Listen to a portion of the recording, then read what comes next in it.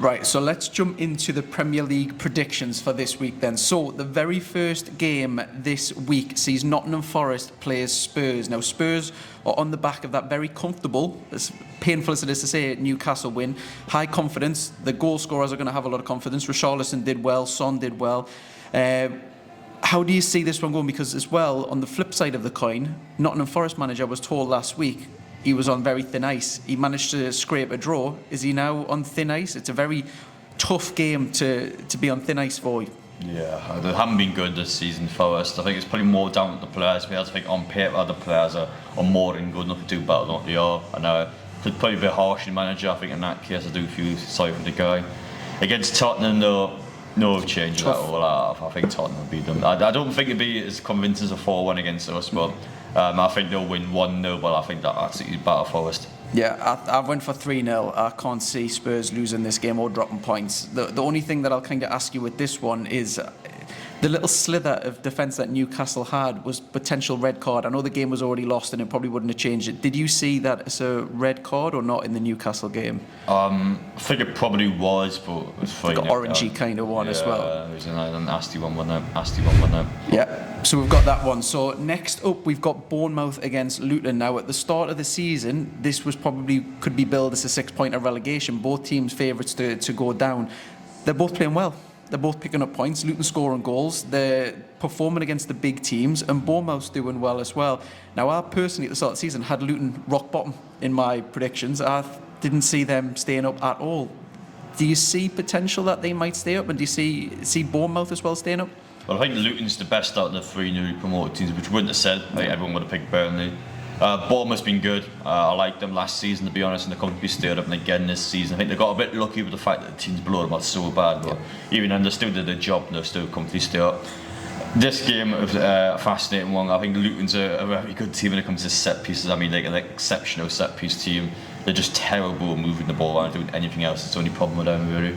I think a game like this, with both teams wanting to push on to do so much, I think it's always going to scream one thing, and that for me is a draw. I'm going to back a 1-1. 1-1, I'm going to go Bournemouth, and I'm going to go for a 2-0. I think they'll get ahead. I think Luton will try to chase the game, and then they'll be picked off. I think that win last week for Bournemouth, that's going to get their confidence absolutely sky high. I would never, ever have seen that in a million years.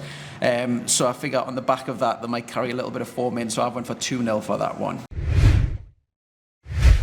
Right, okay then. So next up, we've got Chelsea against Sheffield United. Now, on paper, this is an absolute, billion-pound team against one of the weakest teams in the division. It should, on paper, be a very comfortable win, but Chelsea are really struggling at the minute. How do you see this one going as well? To note as well, Sheffield did win last week. They played against Brentford, I think it was, but they didn't have Mbembo. Obviously, they haven't had Tony all season, so it's probably the best time of the season to play them. But nevertheless, it's a big win for Southampton. So Chelsea as well, they're missing a lot of chances. The striker, it's calling out for a striker for them. They should score against Sheffield, do you reckon? Well, I would have thought so. I think even though Sheffield United won last week, I still don't fancy them much. I still think they're pretty bad.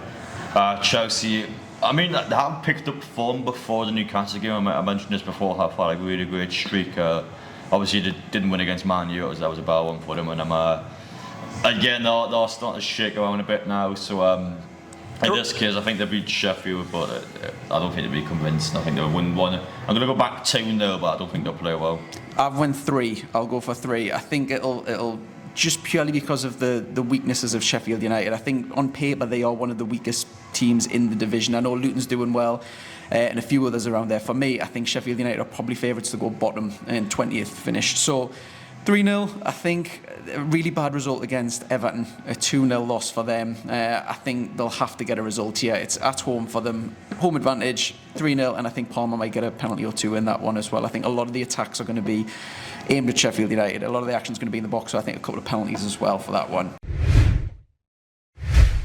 And then next, we've got Manchester City against Palace. Now, the headline for this is Haaland might not be fit for this as well. Big injury doubt. Now, they played last week against Luton, and they didn't look very comfortable. They haven't looked very comfortable the last 4 or 5 weeks, Manchester City. But without Haaland, is that going to be too much of an ask? Palace are okay against the big teams, but not digging up any trees?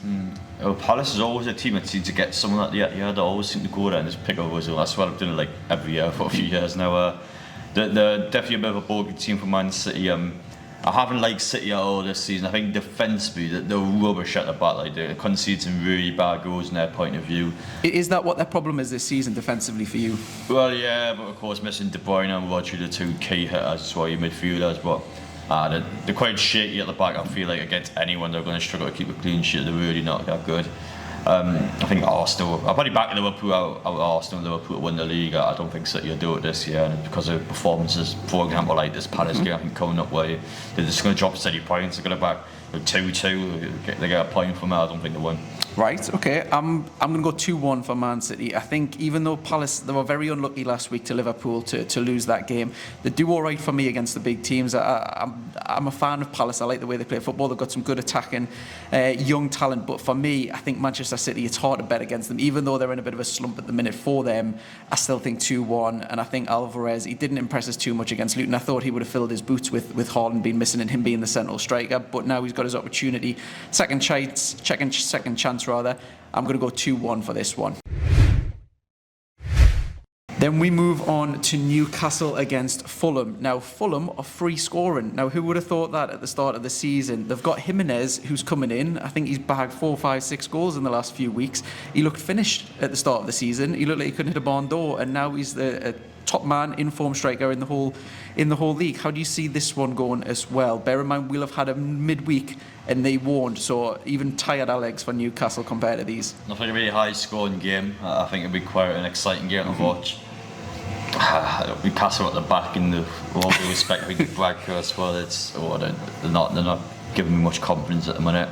Well, how have we rated Dubravka since he's come in? He's had a couple of games. Obviously, on paper, he's shipped 7 goals. Is that down to him, many of them goals, or is that the whole defence and team? Some of them are. Obviously, the third and fourth against Tottenham are pretty bad in his point of view. He's just a shaky goalkeeper. His distribution's poor when he goes up for the ball, or from crosses or corners, or whatever it may be.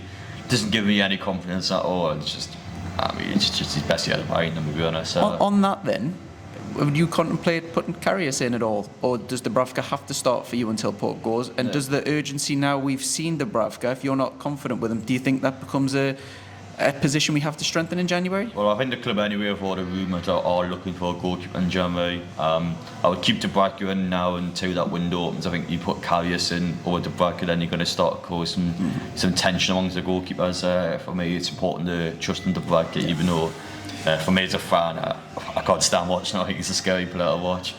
But against Fulham, I think the defence again is going to be a bit shaky. I'll back us to win. I'm going to go for Marble here. I'm going to go 4-3. I think it'll be a very high scoring game. I've went for 2-0. Now for this, I could have went for any scoreline. I could have went for a draw. I could see Fulham absolutely trouncing us by a few goals. I could see Newcastle using their home form, which has been good this season. I think it could be anything. I really think Jimenez, this is just a purple patch for him. I don't really think he's going to be a top player. I think it's just the way that they're playing. Very attacking Fulham at the minute. I think they're doing a great job. But for me, I don't know if it's more heart with head rather, but I'm going to go 2-0 for Newcastle for this one, and back on winning ways. A few injuries back. Dan Burns is rumoured that he might be back on the bench on Wednesday, so you'd imagine he might come into that game. You've got Wilson and a few others, so that might just help ease the burden of the squad. 2-0 I've went for. Right, then we've got Burnley against Everton. Now, Burnley got a respectable point against Brighton and Everton got a win against Chelsea. So both on the back of some good results. How do you see this one as well? Because this technically could still be a 6-pointer for relegation. You don't know what's going to happen with Everton's point deduction. But even with their point deduction, they've been okay. I mean, without the point deduction, they'd be top 10 at the minute. I think Everton could get a 20-30 point deduction or still. I think they're miles better than the teams in the bottom 3. They're on a great run. I think they've got a lot of confidence behind them. And Burnley will not want to play these at this moment in time. It's obviously a real tough game for them. They have to win it in their point of view. I think Everton will just have so much confidence at the minute. I think they'll rip them apart. I think 3-0 Everton, I think they'll be great against them. Burnley, for me, I'm not good. I've been very unimpressed with them. I think company, the players, when you saw them come up, you're thinking, oh, this is a team that's going to impress a lot of people this season. No, just bad. It's been almost the opposite for me, because I thought Everton would be one of the teams that struggle this season. They've obviously struggled the last few seasons. They've not invested in their team. I had them thinking they're really going to struggle. They've really, really impressed me this season, which pains us a little bit to say.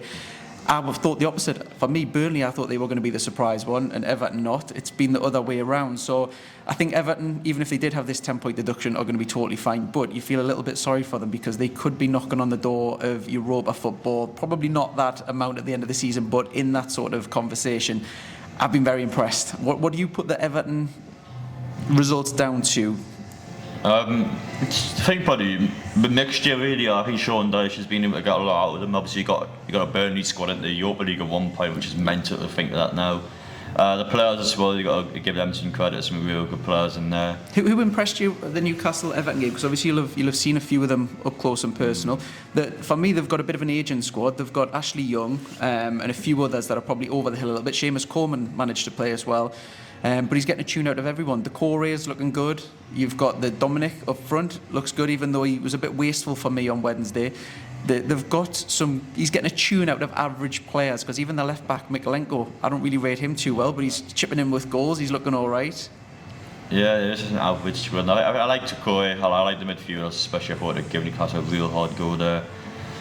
We just poor. I can't say much more. Newcastle didn't turn up essentially, and Everton ripped them apart. And so, but yeah, they've been good against the top teams at home. I think just going to Goodison Park now is a horrible place to go to, especially on a Thursday night. The players didn't like that at all. So, obviously, we've got to accept responsibility and move on from it, but ultimately, I thought Everton was miles better than they do. Yeah, so what score have you got for that one then? Back to Everton to win 3-0. 3-0. I'll go for 1-0 Everton. Another clean sheet for Everton. Jordan Pickford and that, keeping clean sheet after clean sheet. One of the informed keepers in the entire league. Then we've got Arsenal against Brighton. Now, Arsenal could be in with a shout of winning the league. Obviously, Man City's form's leaving the door open for them, for Liverpool. How do you see this going? And are Arsenal contenders to win the league this season? It's very early on, but how do you see that as well? Well, I think they are contenders. I think it's them or Liverpool, in my opinion. Arsenal, they only lost twice this season, where one was in Newcastle, one which you could argue about the goal, and the other was in Villa game again. You could argue about the goal and how that game went. So you could argue that Arsenal got shafted out of both the losses, so if you go after they're technically unbeaten, but they're a good team. I like Liverpool more because I think Liverpool is a team that just they can play rubbish and still win. Like, they just always grind the result, whereas Arsenal have had a tendency of dropping points here. They've got a last minute winner a couple of times, like against the likes of Luton, where I don't know, they probably would have dropped points. A good team. I think they'll be right in there, but I've got a feeling like last season, the second half of the campaign, and not play as well. They'll start to drop points. I think the pressure will start to mount on them. I think they'll fall apart. Whereas a team like Liverpool's done it so many times that I don't think they will. And maybe City, if they've got some left in them, they'll push back up again. Against Brighton, though, I'm going to back a high score, like 5-1. I think Brighton's just been rubbish. I think it's a team that's been worse than Newcastle in regards to dealing with injuries. They haven't dealt with it at all. And a bit similar to West Ham now, it's starting to feel a bit with them. But I think Brighton's probably the worst in the league when it comes towards dealing with injuries. They haven't been able to do it one bit. Yeah, Brighton for me, it's the defence. They just seem incapable of keeping a clean sheet. They've got such good talent. That manager, I rate him absolutely massive. But yeah, the injuries they've really struggled with. They're still capable of goals. That Matoma, they've got loads of strikers that they rotate. So I can see them scoring, but definitely conceding. I went for 3-1 Arsenal, and I do potentially see them winning the league. I think if I had to put my money on someone, it would still be Man City, even the form that they're out of at the minute. But Arsenal, I think second, then Liverpool. That's the top three that I would go, but it wouldn't surprise me however that goes at the moment. Right, Brentford versus Aston Villa. Now, speaking of title contenders, or Aston Villa title contenders, they're up and in the mix with it at the moment. No, but I think they're probably the Newcastle this season in terms of a team that might be able to sneak into the top four. I think with the teams below them, there's not much fight there. I don't think Man U would do. I don't think Newcastle would do. I don't think. Obviously, Tottenham's probably the one team I think will push them out if anyone does. But I'd have been really good. Obviously, got the best home record in the league. I think when they're away from home, that's where they are going to leap to points. But I mean, they'll win literally every game at home, so it's exceptional being a hostile in City in the same league as well. It is impressive. Away to Brentford, I don't think it'd be such smooth sailing for them, but I do like him this season. I think Unai is brilliant. Obviously, he was the guy I wanted him before Eddie Howe came, and that was a big good. We didn't get him at first. Is he manager of the season this half season? Oh, definitely. I've been really impressed with Unai Emery. I think he's done wonders for Villa. And obviously, even when he came in the half of last season, so Villa's form was still good enough for top 4, top 6. A team that's consistently done that last season before we even got the signs in now. I like him a lot. I like him. We said, he's kicking us if we didn't sign him. Obviously, a big player for them. Against Brentford, despite me being high praise them, me hating Brentford and thinking that they're rubbish, I think it'll be 1-1. I think they drop points. Yeah, I mean, going back to the manager of the season, I think I agree with you. It does have to go to him. One of the things that impresses me is the same thing with Eddie Howe, is he improves kind of everyone. And up until obviously recently with the injury crisis, whoever kind of dropped out, someone would come in, it would be perfect. With Aston Villa, Matty Cash has dropped out. Now, for me, at the start of the season, he was fantastic. He was getting goals, assists, everything. He's lost his place in the team. Diaby recently's lost his place in the team. He's doing a rotation thing. Everyone who's coming in is hitting the ground running, and it's going unmissed. Now, John McGinn as well, and a few of the other players. I know when Steven Gerrard had the team, some of these players are looking unrecognisable. The confidence was on the floor. They look bang average, and it's the same group almost. And he's getting a tune out of everyone. So yeah, definitely impressed me, the manager. I would have had him at Newcastle before Howe, but obviously wouldn't replace Howe at the moment. Brentford here though, they're missing Mbembo, and they've obviously missed Tony all season. So they struggled last week for goals. I think they'll struggle this week for goals as well. Villa look like they're okay at the back, a little bit shaky in some games, but for me, I think free scoring Villa, 3-0 I'll go for with that one. So next up is West Ham versus Wolves. Now, West Ham got demolished 5-0 by Fulham, who we touched on before, who are free scoring. West Ham, how have you made of them this season? They've been a bit hit and miss, but they're still up there. Yeah, I did like them. Obviously, they won the Conference League last season, in the Europa League now, so they've got to deal with the injury situation as well. I do like them. I think after selling Declan Rice, I would argue that it's even potentially made them a little bit better. I think the way they play, they're still a great team to watch, and I remember going down to West Ham Stadium and they gave us a real game and probably should have won at the end, but I do like them against Wolves. I mean, Wolves are alright as well. It is a tricky one actually. I like Wolves as well this season. I think a lot of people have backed them to go down, especially if the manager got sacked in match week 1 of the season. It's never a good start for them, but I like both of these teams, and it's a game as well where they're kind of both on the same level with each other, so it's going to be an interesting one. I can see your scoreline there, but I'll go a different one. No, you go. I'll change mine. That's not nailed my one. I think this could be a. I would have said 1-0 West Ham over Wolves. I think West Ham would just edge you, but I can see this being a draw as well. Yeah, you're right with Wolves. Wolves have really impressed me. I think it was when we did the first prediction a few weeks ago, I'd mentioned with Wolves, they're getting a lot of bad decisions with VAR. I think they, even against us, they had a bad decision as well. So if on the balance of play, I know people say that these things, swings and roundabouts and stuff, and if you lose one, you'll get one in a few weeks. They've been the victim of a lot of bad decisions. If you had them 3 points or 1 point up, they're in a bit of a false position for me at the moment. Very impressive. I thought they would really struggle this season. I know at the start of the season, they were selling a lot of their players. Obviously got rid of Ruben Neves and a few others. The chairman kind of had to come out and try to put down a lot of the fans' concerns with all of the lack of spending. I thought that writing was on the wall for them to be in the relegation battle. The new manager, I knew nothing about him. He's really impressing me. He's got them all playing. He's got the strikers doing well, the attackers, everyone. West Ham, I think they're capable on the day of beating anyone. I think on paper they've got a great team. That Kudus, who's come in as well, looks fantastic. They've got Jared Bowen, got a solid back line. Even though they are shipping a lot of goals in this season as well, I've got the West Ham keeper. I've had him in my fantasy football for ages, and I've just resigned myself to having to take him out. I've went for 1-0. I'll change it. I'll go 2-0. But like I say, with this, it wouldn't surprise me if Wolves got a result. I think they've been very good this season, and possibly one of the dark horses this season. Very impressive. So then we move on to the last of the Sunday games. Super Sunday, Liverpool versus Manchester United. Now on paper you could argue this is a definite easy win for Liverpool. Man U are struggling at the moment, but they're a bit of a coupon buster, Man U. Just when you think they're out of it, they get a result out of nowhere. How do you see this one going? Well, the last time these two played, Liverpool one, was it 7-0, was it? Oh God, Could you see that happening again this week? I think so, yeah. I think 5-0. I think they're smashing them again. It's the worst time to play Liverpool, I think. I know, obviously, we got argued a little bit lucky last week, but I think the team in Queens was outside anyway. I think at Anfield, Man U are always going to lose the game. They've been horrible at Anfield in recent years, Man U. They've got no confidence at all. They've just been smashed by Bournemouth at home. I think Ten Hag's probably on his final legs, to be honest. I think especially this week, I think they're going to go out the Champions League. So if you get smashed at Liverpool as well, at that stage, it's probably going to get a knock on the door shortly, I feel like. Do you think that could be the time then, if they do get knocked out, and lose to their rivals? Do you think that could be the right I on think the wall? so. I think it'll probably be that moment where Man U go, that's it, we'd want to do something else here. Could a new manager do something else with the players that they've got? Because the argument is, obviously, it's a bit of a toxic environment at Man U and everything. Do you think someone coming into that environment, because obviously you could probably reintegrate Sancho. I know he had a fallout with the manager, but you've still not got a great sort of team there. Or do you think they'll just stick with him and then January might be able to spend some money? Well, I would argue, I would defend the manager somewhat, but I think I would argue that a new manager would change things because the likes of Marcus Rashford, he's in probably the worst goal drought of his career. The players like Casemiro aren't even playing.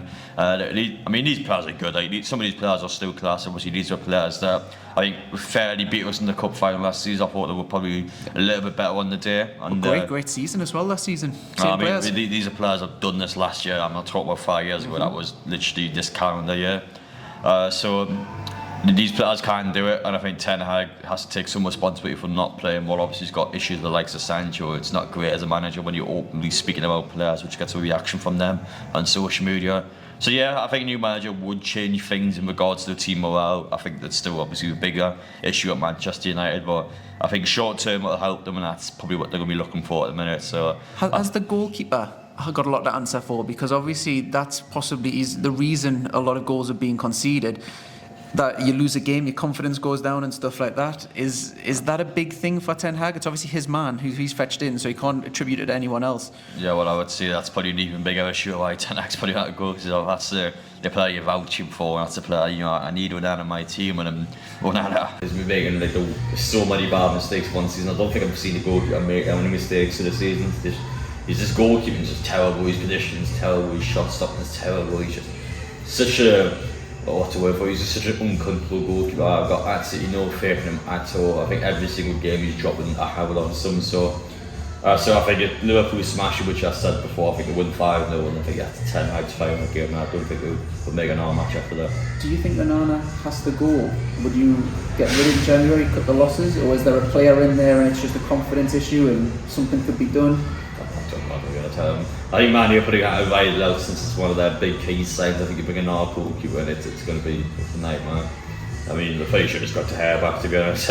They should just throw the towel and go, you know what, to hell, we'll give you another chance. But obviously that's not going to happen now. That phone call that could still be coming. So both of these teams, Liverpool and Man U, are going to lose their star players this AFCON, which is coming up. You've got Salah and Onana, who we touched on. Not really a star player performance-wise, but obviously an expensive one. They're going to struggle to replace Onana, even though it is Onana. Their second choice keepers are not really up to par, you would imagine. So during that whole month or whatever it is, they're going to really need a replacement. Obviously, De Gea is a phone call where I don't know whether he would come back in or whatever, but he's sitting there doing nothing. They're not going to be able to get the Dubravka from us, who they've had previously, because obviously we need him. Are they going to need a replacement? And can Liverpool cope without Salah? They've obviously got a lot of different attacking threats as well. Obviously, now that Salah's not there for the game, I might not sit. I mean, it's comfortable as a 5-0, but... Oh no, Salah is still there for this one. It's next month. Well, Salah's a big miss for them because he's been great this season. Obviously, that AFCON is going to be quite a big one.